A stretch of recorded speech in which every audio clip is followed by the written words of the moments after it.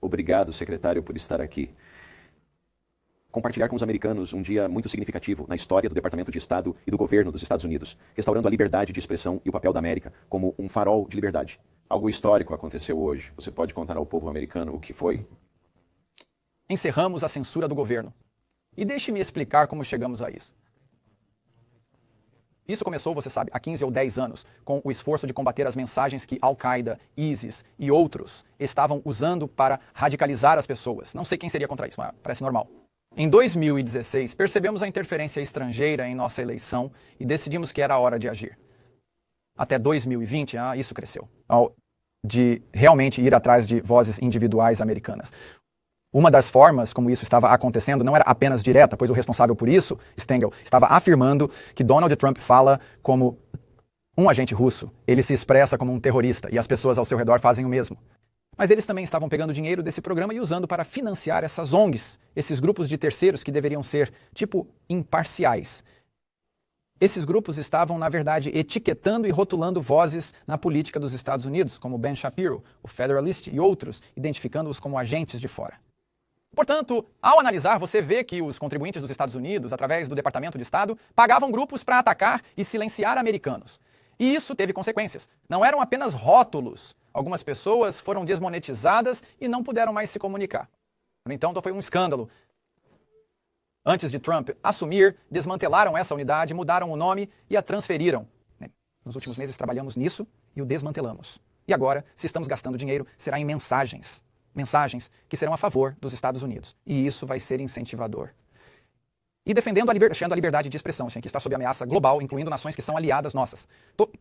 A melhor maneira de combater a desinformação, se é isso que as pessoas estão pensando que existe, é a liberdade de expressão. É garantir que o que é verdadeiro tenha a mesma ou maior oportunidade de se comunicar do que o que não é verdadeiro. Aprendemos isso com dificuldade. Break time. Mas quando você transforma a desinformação em uma arma política, um rótulo que pode usar para atacar pessoas que não gosta e dizer, tudo que essa pessoa diz é desinformação. Bem, escuto e leio jornais convencionais diariamente ou assisto a programas de notícias convencionais todos os dias.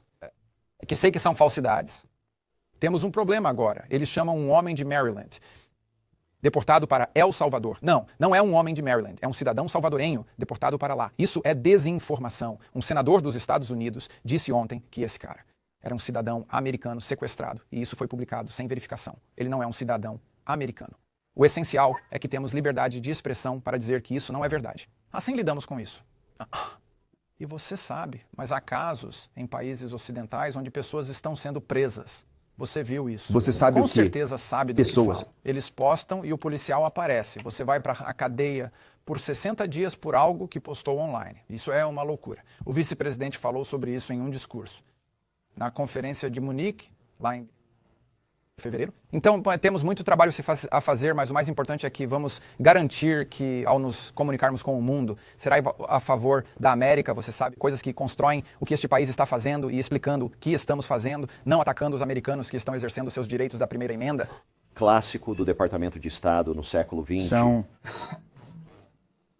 E você mencionou essa rede e que foi financiada pelo Departamento de Estado através de subsídios e contratos. E meu entendimento é que essa rede também visava o subsecretário de Diplomacia Pública, Darren Beattie, que eu acredito ter desempenhado um papel importante nessa reestruturação também. E um reconhecimento a você e ao subsecretário. Uma das perguntas que permanece, esta é sem dúvida uma notícia incrível, eu acho, para todo o povo americano. Sobre o desfinanciamento e a reestruturação. Existem questões persistentes sobre o que foi feito durante aquele período, onde agora temos tantas pessoas se perguntando, fui censurado por algo que o Departamento de Estado fez. Minha organização de notícias faliu, os patrocinadores foram pressionados para isso, e há partes prejudicadas. Existe um importante registro histórico que precisa ser desenterrado. Existem processos judiciais ativos. Há muitas razões para uma divulgação pública em cima desse desenvolvimento hoje. Existem esforços em andamento para ter um tipo de arquivos GEC, como houve os arquivos do Twitter, houve... Sim, então eu acho que o que devemos fazer agora, e o Darren também estará muito envolvido, é registrar o que aconteceu. Porque uma coisa é dizer em uma transmissão, outra é colocar no papel. Existem dois motivos para isso. O primeiro é que acredito que aqueles que sofreram merecem saber que, e garantir que isso não aconteça de novo. Daqui a 10 anos, quando alguém tiver uma ideia genial como essa outra vez, sabe como é, não uma ideia genial como essa outra vez, você pode mostrar isso e dizer, isso já foi feito antes e aqui está o porquê de não fazermos. É por isso que a responsabilidade é vital, pois não apenas traz justiça, né? Mas também impede que isso ocorra no futuro. Você tem algo que pode usar como referência e dizer, essas são as coisas que queremos evitar. Entende? É uma lição extremamente importante aqui. Se eu voltar 15 anos e perguntar, você acha que deveríamos agir mais para evitar que o ISIS e a Al-Qaeda radicalizem pessoas na internet 15 anos atrás? Eu diria sim, com certeza. Mas veja como isso se tornou. E eu não estou afirmando que é claro que não queremos que o ISIS radicalize todos, mas é preciso entender que em algumas ocasiões, uma ideia que parece inofensiva ou até mesmo bem intencionada, seja o que for, pode metastatizar, se torna uma arma que pode ser transformada em outra coisa por outra pessoa. Essa é uma lição valiosa aqui. E em tudo que fazemos, você precisa entender que quando cria algo, o que você cria e o que isso se torna não são necessariamente a mesma coisa, especialmente quando as pessoas no comando mudam. Quero dizer, sim, exatamente. O Frankenstein vive por conta própria, então isso significa que você pode prometer ao público americano que haverá um esforço de transparência para de fato. Já começou. Porque eu penso que, como parte da justificativa para tudo isso, tivemos que registrar, certo? Então agora, eu acho que há uma análise mais detalhada. E criaremos um processo para as pessoas que indicam. Já sabemos de alguns casos mais conhecidos, mas existem mais do que apenas os mais famosos, certo? Há muitos outros, incluindo cidadãos americanos comuns, que foram rotulados de repente. E creio que isso vai precisar de um trabalho entre jurisdições, pois parte disso vai nos exigir voltar. E demonstrar tudo bem. Alguém foi desmonetizado em 2021, certo? E como no meio da Covid, em 20, alguém foi desmonetizado e rastreado. Podemos provar isso. As pessoas podem mostrar, eu fui desmonetizado pelo antigo Facebook, ou pelo antigo Twitter, ou algo assim. Mas então, ligando isso ao motivo de terem sido desmonetizados, quem os mandou desmonetizar? E se conseguíssemos, de alguma maneira, com uma revisão interna, estabelecer uma conexão entre informações que vieram de algo que o Departamento de Estado financiou e uma parte realmente afetada, isso é o que importa. Porque eu acredito que uma coisa é destacar os casos de grande notoriedade que conhecemos, né? Mas eu acho que quando as pessoas veem que, na verdade, havia apenas americanos comuns que foram desmonetizados e banidos porque alguém associado a este programa os perseguiu, acredito que isso será surpreendente para muitos. Mas não queríamos esperar para agir. Já sabemos o suficiente para agir, contudo, queremos entender melhor isso. Isso vai acontecer, já está acontecendo.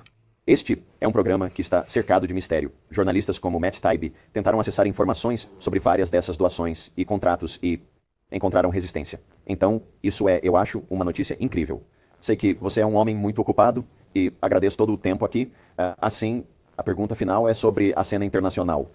Enquanto você está mudando o Departamento de Estado para que os Estados Unidos sejam novamente o farol global da liberdade de expressão e da liberdade, enfrentamos ameaças ao redor do mundo provenientes de leis de censura que surgem da União Europeia do Brasil, vindo de fato, uma rede de países que aceitaram a legitimidade de iniciativas como o Centro de Engajamento Global e disseram que é normal no Ocidente ter programas de alfabetização midiática, integridade da informação, programas de desinformação e má informação. E muitos dos parceiros do ecossistema do Global Engagement Center estiveram envolvidos na formação dessas leis estrangeiras.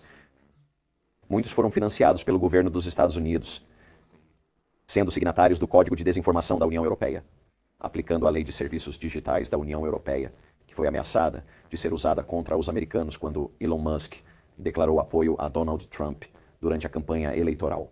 Então, minha pergunta para você é: se há alguma informação que você pode fornecer ao povo americano sobre como o Departamento de Estado vai atuar novamente para restaurar a liberdade de expressão em um mundo onde estamos enfrentando ameaças estrangeiras da União Europeia, do Brasil e de outros lugares, a liberdade de expressão dos americanos para falar? Então a primeira coisa, obviamente, é que nossa prioridade número 1 são os americanos. Portanto, não queremos ver um americano que esteja vivendo em Londres ou na Europa publicar algo online sobre política americana ou qualquer política e de repente enfrentar consequências por isso. Ou serem negados a entrada e algo acontecer. Ou estamos barrando a entrada deles em nosso país, ou vamos detê-los por terem postado algo enquanto estavam fora. Assim, nosso maior interesse é o efeito que isso causa nos americanos. O ponto mais amplo que o vice-presidente deixou claro. Claro em Munique na Conferência de Segurança e as pessoas se alarmaram com suas palavras, mas é verdade. O que nos conecta com a Europa Ocidental? O que nos une a isso? São os valores que compartilhamos. E um desses valores que esperamos é a liberdade de expressão. Sei que não tem uma primeira emenda, mas liberdade de expressão, certo?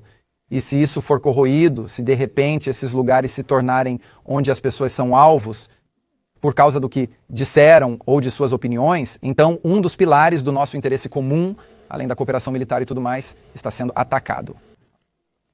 E eu acho que ele fez um ponto muito claro que, de certa forma, ao atacar a liberdade de expressão, você ataca um dos pilares do nosso interesse comum, nossa cultura e nossos valores. Não? Então, eu acho que isso foi mencionado. Já falamos sobre isso. Posso te contar que estivemos em uma reunião no Salão Oval com o primeiro-ministro do Reino Unido e esse assunto apareceu. Portanto, isso foi levantado. Isso se torna parte da nossa diplomacia. Situação que levantamos quando interagimos com interlocutores estrangeiros. O que me preocupa é: sabemos que isso sempre será uma questão em alguns países do mundo, mas quando estamos lidando com aliados da Europa Ocidental e é com eles que estamos discutindo isso, isso realmente indica o quanto isso se agravou e quão sério é o problema. Assim, é uma nova questão que precisamos abordar nessas capitais, mas fazemos isso em todos os lugares. E eu vi pessoalmente o presidente e o vice-presidente abordarem isso com diversos líderes internacionais. E eu acho que você verá mais foco nisso em nossa diplomacia e nas nossas discussões. Incrível. E acredito que as ações de hoje passarão uma mensagem a esses corpos internacionais que o que foi realizado por um período muito curto aqui, realmente no âmbito da nossa história, não é uma forma legítima de buscar leis internacionais.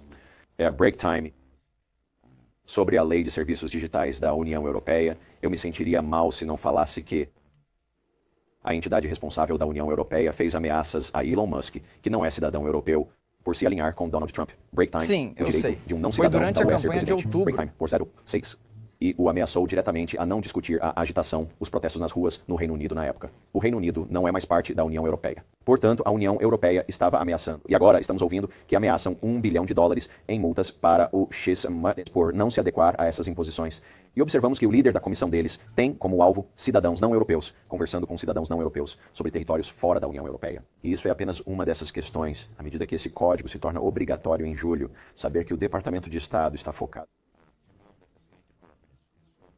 em proteger a liberdade de expressão, tanto internamente quanto externamente, é, na minha opinião, algo importante. Bem, além de Elon, se um país ou um conjunto de países, como no caso da União Europeia, embora se veja como um país, já que essas nações têm dado uma parte significativa de sua soberania para se tornarem membros da União Europeia, quando temos entidades externas tomando medidas que visam cidadãos americanos por causa de sua liberdade de expressão, isso se torna um fator de atrito na política externa dos Estados Unidos. E mais do que isso, em alguns casos, torna-se um obstáculo à cooperação. Quando estão perseguindo não apenas uma pessoa famosa, como Elon, mas qualquer pessoa, na verdade. Digo, se você levar isso adiante, é possível perceber que isso pode representar uma ameaça, ameaçando comentaristas, pessoas que expressam opiniões sobre eventos mundiais e potencialmente até autoridades públicas nos Estados Unidos. Digo, e se uma figura política americana, seja da esquerda ou da direita, criticou algo que estava acontecendo na Europa, imagine se todos esses que estão preocupados com Bukele em El Salvador, de repente estivessem sendo ameaçadas por alguma versão do hemisfério ocidental da União Europeia, ou vamos atrás de você porque você está atacando o presidente de El Salvador, a esquerda ficaria em pânico.